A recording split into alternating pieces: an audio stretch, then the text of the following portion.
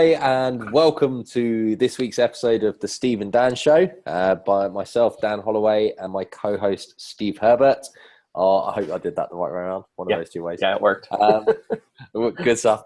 Joined by a guest this week whose name is, well, her name's not actually Curls, but she calls herself Curls. Her name is Cynthia, and I think for this call, let's just call her Curls throughout, because you like that, don't you, Cynthia?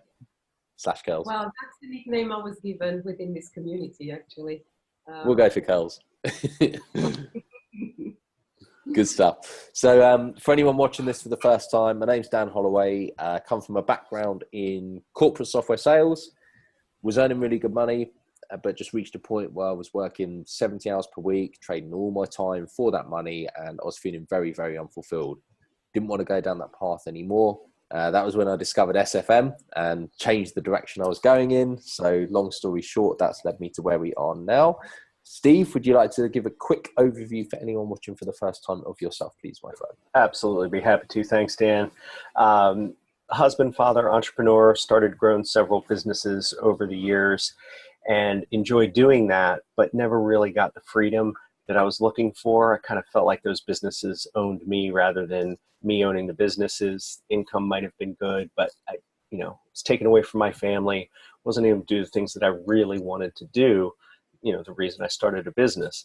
So I was looking for something different, came across the SFM, and that's that's the turning point for me. Made the decision and never looked back. Really great. Curls, Cynthia, do you want to give us a little bit of your background, introduce yourself to everybody? Of course, I'd love to. So my name is Cynthia, called Curls for obvious reasons here. And I'm originally from a little country called Cape Verde Islands. I grew up in Senegal, West Africa, and studied in France. And I've worked in retail for probably the past 20 years. And I really enjoyed it, learned a lot of things and got great skills out of it, until I reached a point where I was really hitting a wall. I could not put my finger on what was wrong for quite a long time, and blaming everything around me and everyone, the boss, the company. And then one day I decided to really stop and look inside to understand what was wrong. And what I've learned from that is that I was having an internal conflict between the environment that I was working in and my values. They were not matching any longer. I had this need, this desire to help others. And I was working in an environment where people tended to suck out energy of others. It was a very demanding energy where the human being was not really looked after. And I realized that there was far too much love inside of me to carry on that path. So I looked around and thought that coaching would be something that I would really want to do, because this would allow me to help people get to their true core, to their values, to their power. So I saved some money, started studying. I went part-time in my job, and then I hit a wall again.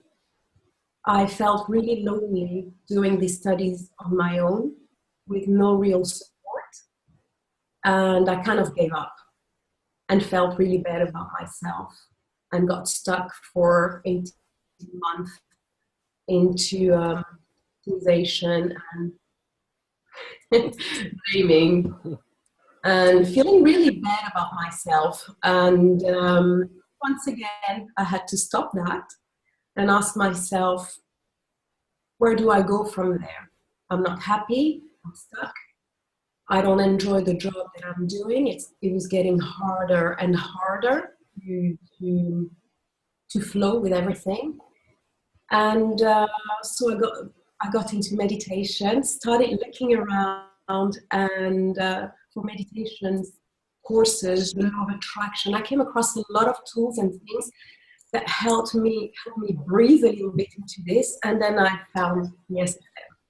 At first, I thought, oh, this is interesting. That's the future.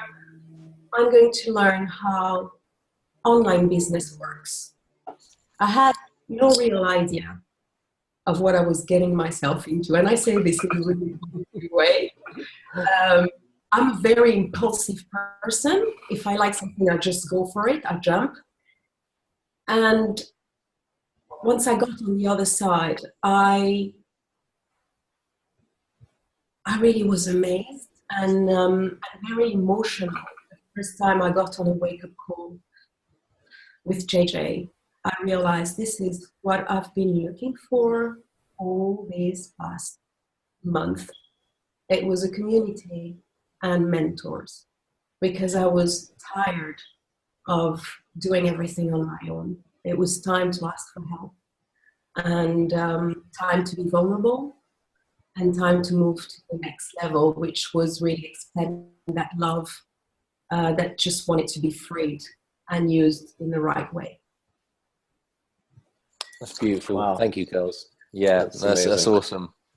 And one thing, I mean, you mentioned there about being very spiritual, very sort of in touch with meditation. I think because I met you in London and Toronto now as well. And the thing that I felt about you, girls, was that you are very much in touch with sort of yourself and your own energy and everything to do with that side of you. So the question that I have is, you mentioned about the wake up call with JJ, and that was when you sort of realized that this was the kind of community for you. But what about the run up to that? What about, was there a period where you kind of felt that the SFM might be more about just online business before that experience with JJ? What was that transition in the early stages of SFM until you realized that this was 100% what was right for you at this moment? It was an interesting transition. Before I found the SFM, I knew I was actually having a conversation with a friend, and I was saying to her, Liz, you know, I really need a mentor, and I need to network with like-minded people. I think 2 days after that, 2 days after I verbalized it, I came across the SFM. So the spiritual music, this is amazing. But I still only heard online business and technical things. It's really when I got onto my first wake-up call that I completely understood what this was about. And because it really resonated. Everything he was saying about helping, serving, putting yourself out there, and growth, learning, it exploded into my face, into my mind, into my core. And my jaw dropped. I was like, oh my God. I didn't realize where I was going. I just knew that I was on the right path and I had to go there. And I followed my instinct. As I said, I function like this. And when I clicked on the ad, I just knew it was right. And then I followed the trail. And I got hooked and fell in love with all of you guys. That's great. So, sorry. At that point, were you actually looking to replace your job because you said that it wasn't the right fit with your values? And is that what was driving you? Because initially you came across online business, and that was your initial impression. So were you looking to completely transition out because you'd gone from part-time to full-time, and you thought that the moving online was it? Can you tell us a little bit about what you were thinking around the business side? The idea was more to create my own business around coaching at first.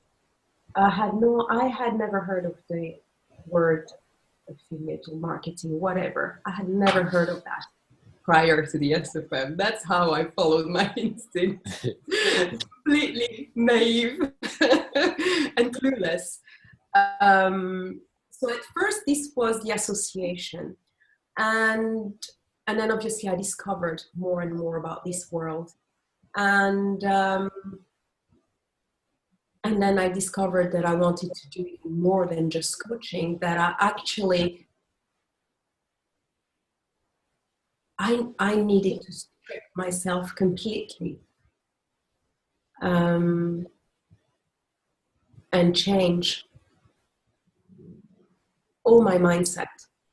It was all about the discovery of the mindset that completely helped me transform and helped me become who I am right now. But yeah, the transition was a bit strange, I guess, with me, because I walked into something I had no idea what it was. I just felt that it was right. And you were looking for that, some sort of change. I was looking for some sort of change. I was looking for a way out of where I was. I felt my head was constantly analyzing, but I felt completely stuck. I was paralyzed, and I was looking for a way to move, to find some form of action, because it was too painful. It was too painful to stay where I was, to have this running at like 200 kilometers per hour and have the rest completely paralyzed. By fear, by recognizing what I was capable of.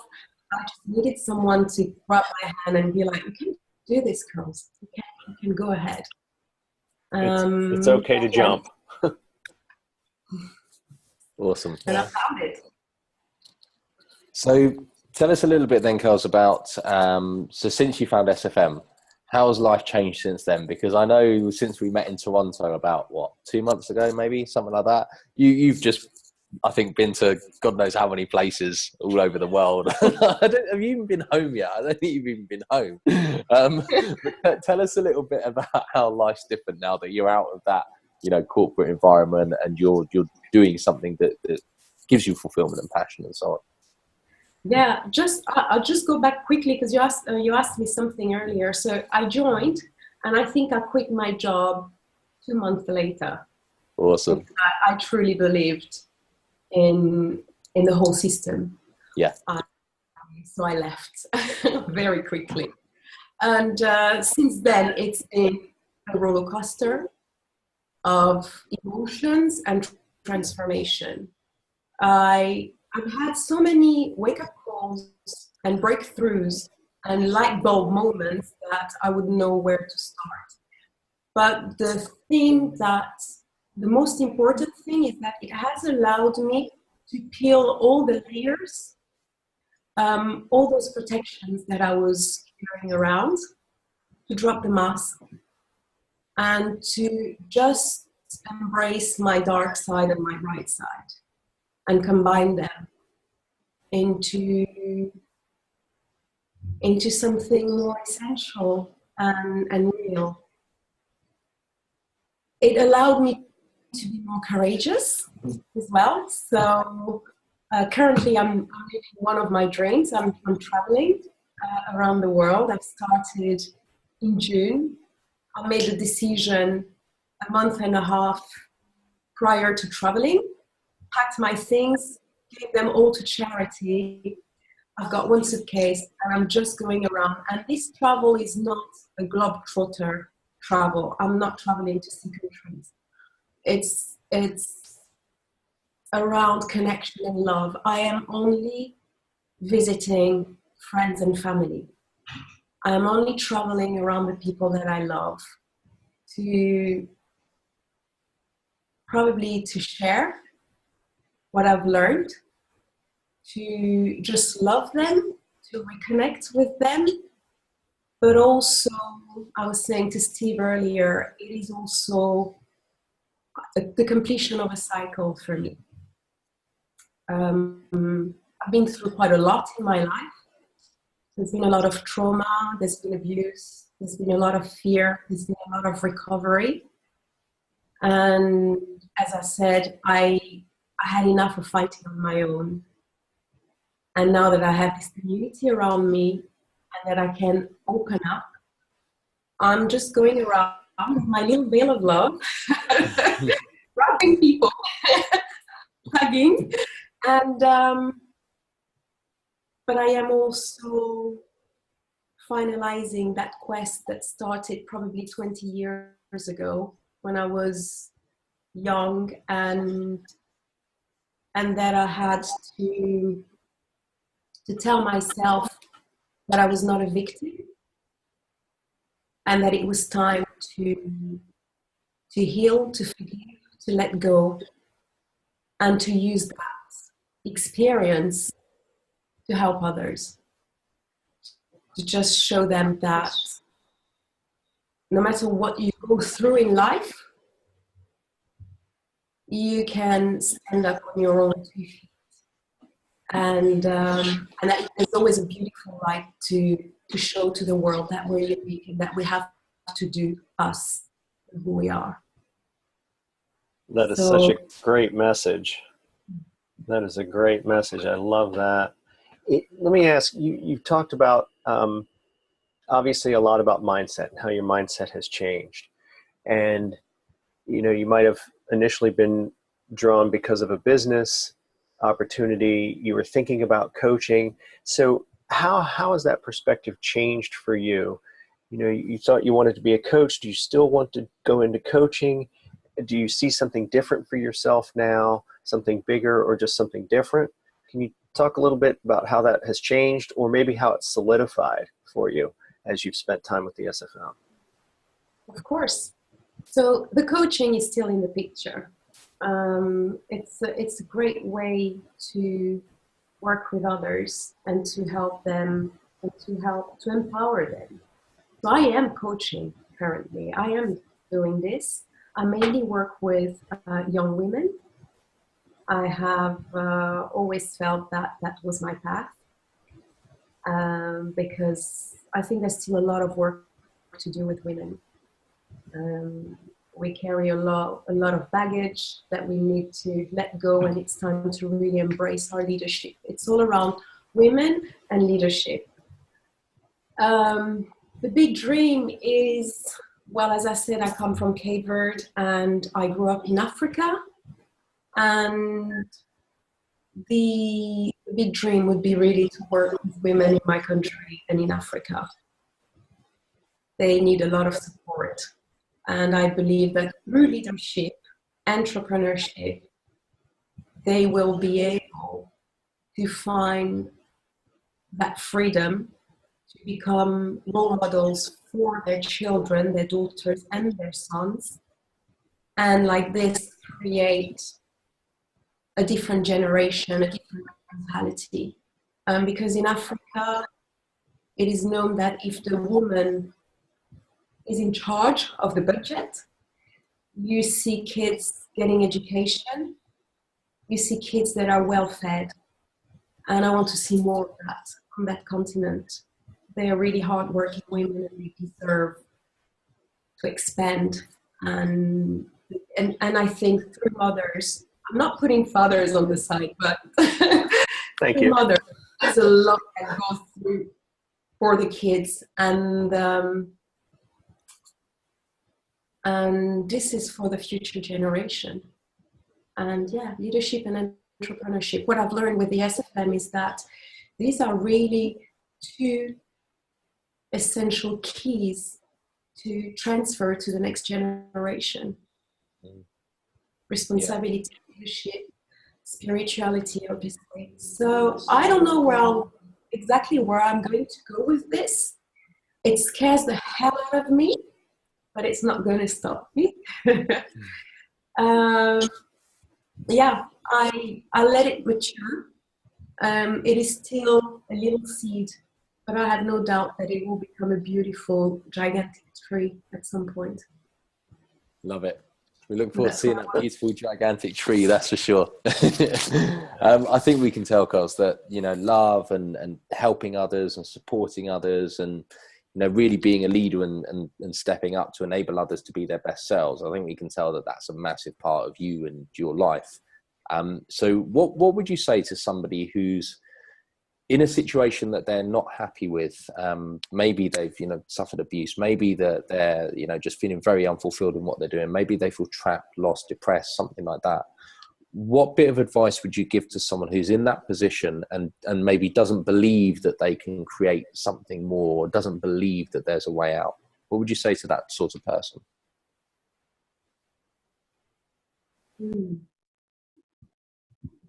I guess the message would be ask for help. And there will always be someone to give you a hand and take you to the next step. Because when you're in the dark and you're completely lost, whatever people will tell you, it will be hard to believe. If you say to a woman that's been abused, and whether it's physically, mentally, and you tell her, you're great, you can do anything, it won't sink. It won't sink immediately. What she needs is to see that other woman who has overcome and transformed through that experience. So I would say, ask for help. Keep looking for the person that can help you. That's great advice. Within the journey that you've taken so far with the SFM, it kind of you have a choice here. What is the most difficult transition that you've gone through, or talk a little bit about a transition that you went through that you completely were blindsided by. You didn't expect this to be part of the journey, and some change or something that was different, drastically different than what you expected.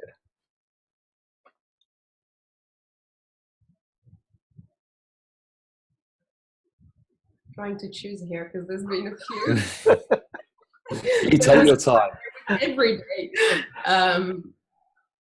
I think the biggest one for me was around my story, this experience of abuse. There had been so much secret around it. It was a little bit like, it's very weird because it's not a beautiful story, obviously. You keep it really preciously inside of you. And for me, it was, what am I going to do with this? Am I trying to use it to get attention? Is it my ego that wants to put this out there so that I get the attention around, like, oh, poor girls, look at what she's gone through? Or do I really want this story to serve? And I had amazing conversations with JJ, Patty, Irene, and all in their own way, and Danielle Wilson as well, wrote me something. And then I gathered all the pieces, and I realized that this is where the power lied. It was this experience, this story, but most of all, the recovery and forgiveness, the total forgiveness that came with it, that was the gem, the power, the light. And that my job was to be a lighthouse for those that were still in the dark. Hence the coaching, I guess. Mm-hmm. Okay. So with so take the coaching side of what you're doing, because a lot of people, I think, when they start in online business or SFM, some people come into it not knowing what they're going to do or what direction they're going to go in. For example, me, I didn't come into, with a business idea of something I wanted to do myself. I was looking at it with a view to, can this help me create a life of freedom for myself and get out my career? What actual business I was going to do was almost secondary. But a lot of people come into this with a very strong purpose and a very strong desire to make something happen. So how do you see the SFM fitting into your path and your plan moving forwards? Do you feel like there's going to be almost a sort of a segregation where you go that way, SFM goes that way? Or would you feel like there's alignment alongside what you're doing for the indefinite future? For me, there's alignment. There's no doubt there. I did it the other way around. I came with a purpose, with a dream, with a desire to change, and didn't think of the money. Which is another light bulb moment that I had. Discovered I had a really weird relationship with money. But then I realized that this would be another tool for me to help others. If I want to help these women in Africa, I will need resources. And that's where I think will back me up and help. If let's say if I want to build a school, just throwing this out there. Is that one of your goals, buddy? Chance? Yeah. Just the universe.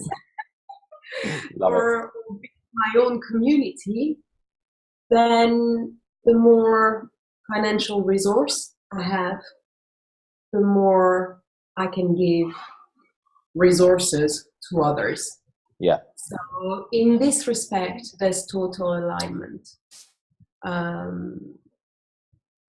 It's a support, it's a backup, and it keeps me in line with this mindset of entrepreneurship and coaching. Being a life coach, you're an entrepreneur. It is an online business. All my calls, everything happens online.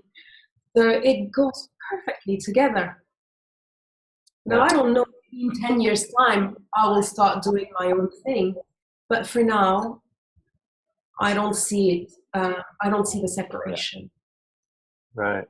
Yeah, I've always viewed the SFM as more of an incubator. You've got the affiliate portion of the company, which people can do.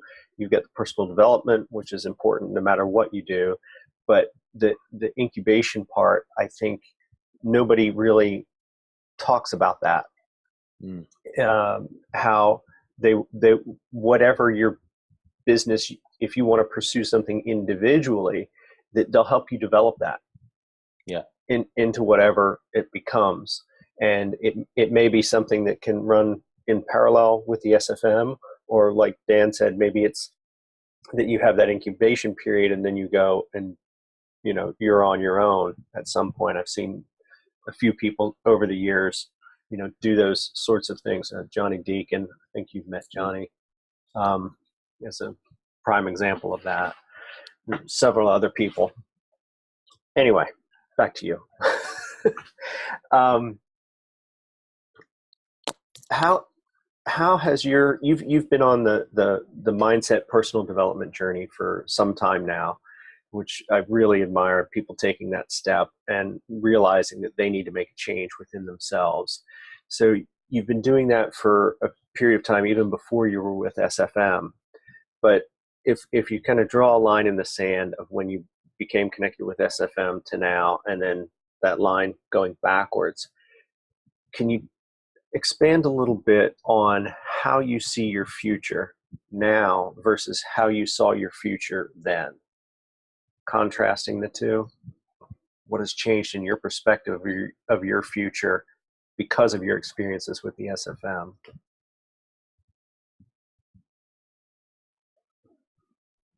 It's a great question.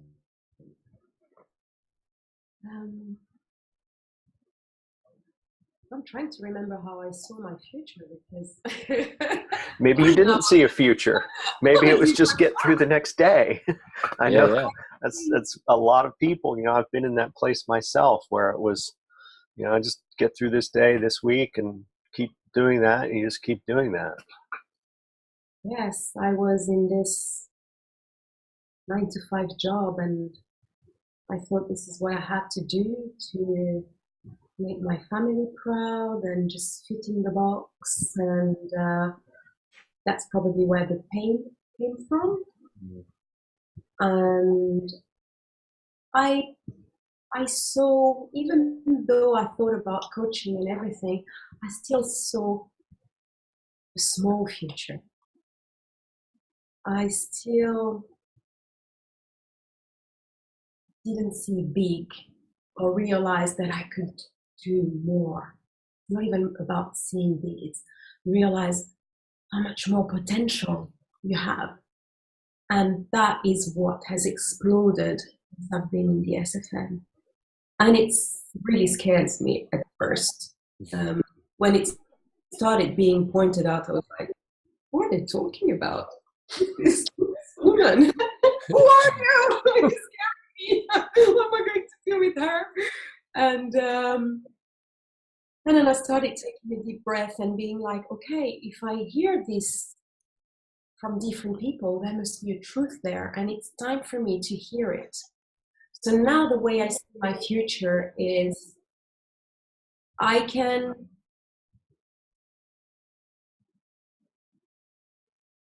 touch much more people than I thought. I can do whatever I want, and I can achieve. I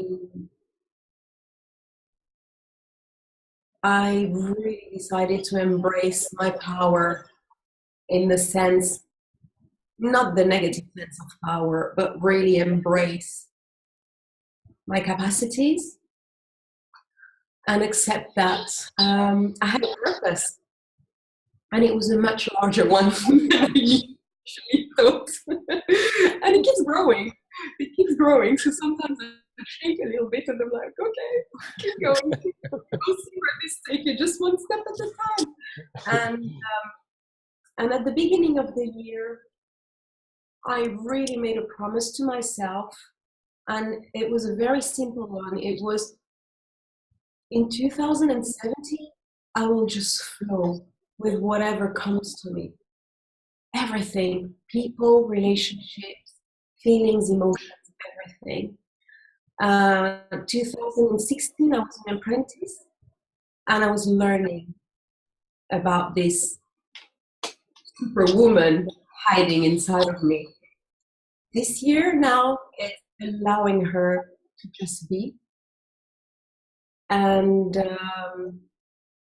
be vulnerable, open.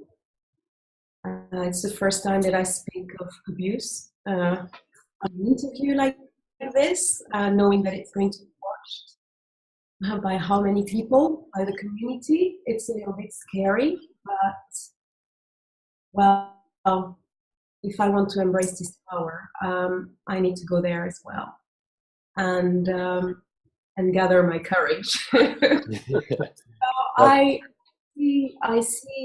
see a bright future. I have a lot of faith in what I'm doing right now and what I will have to achieve in the future. That's beautiful. I think you've definitely gathered your courage, Kels, and it's been sure. been an honour to have you share with us today as well, and to go into that detail about some things you've never spoken about before. Final question for me. You mentioned, I'm curious, I've got to know, you mentioned you had weird beliefs about money. What are your weird beliefs about money, or what were they? Say that again, because it froze for a little while, so I didn't hear your question. Sure. So I said, what were your weird beliefs about money? Oh, I still have them. This is what I'm currently focusing on mindset-wise, because I could feel that I was not allowing success to come to me 100%. And again, I sat down, went inside, started pulling the BS, and I realized that I didn't think I was worth abundance financially, and started going back to and trying to trace it like a little detective. I went back and said, where's it coming from? I did not grow up in poverty. I realized that it was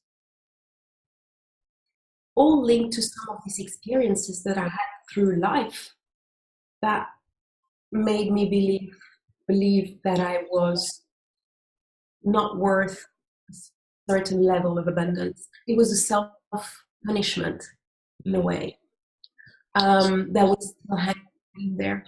So when I realized that, I decided to work on it.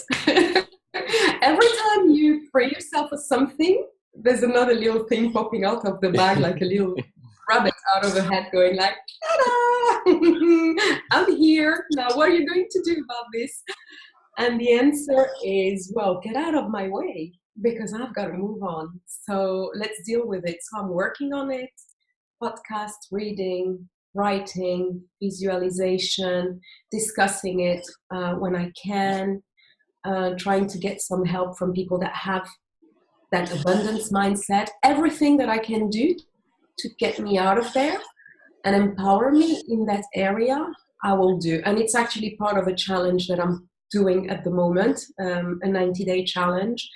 This is one of the things that I will eradicate because I cannot be an entrepreneur with a limiting mindset around money and abundance.